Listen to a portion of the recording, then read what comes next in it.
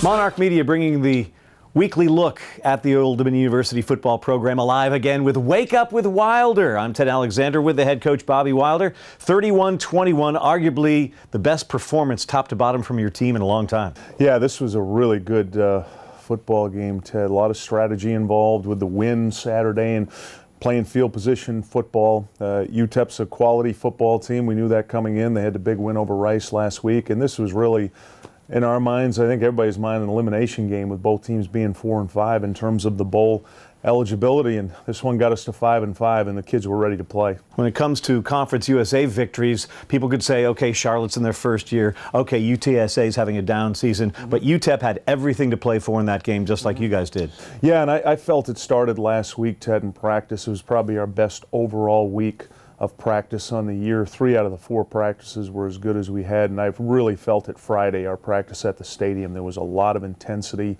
The kids were really focused, and we've just been talking about this sense of urgency that started at San Antonio. We had 4 games to go. We had to win 3, and I felt it in practice, the hotel Friday night, their approach Saturday. There was no question our guys were extremely focused in this one. And they were with 64 seconds to go in the second quarter, down to UTEP. What a touchdown drive before the half. Yeah, and this is something we work on a lot, as you know, Ted. We call it situational football. It's every day in practice there's a different situation. A lot of it's 2-minute, 8 plays, 75 yards. The big one on that was 3rd and 10 on their 49. The short pass to Jeremy Cox. He broke 3 tackles, got out of bounds, and then the touchdown pass to Pascal with the corner pass interference draped all over him, and that one putting us up 17-15 at the half was huge momentum.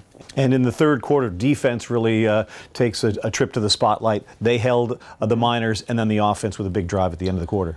Yeah, you can't say enough, Ted, about the defensive performance. Clearly our best half of football. 7 of their 8 possessions ended with either a punt, 5 punts, or 2 interceptions by Misher. They scored the 1 touchdown late to cut it to 31-21, but those guys really responded. Right now, TJ Ricks, who's leading the conference in tackles. Justice Davila with 10 tackles in this game. He had to come out with his ankle. He's 5th in tackles. And then Misher with 7 tackles and 2 interceptions. He's 16th in the league. So the 3 guys that are our top tacklers stepped up. And they're going to need to step up this Saturday down in Hattiesburg. Southern Miss, one of the Conference USA powerhouses, especially offensively.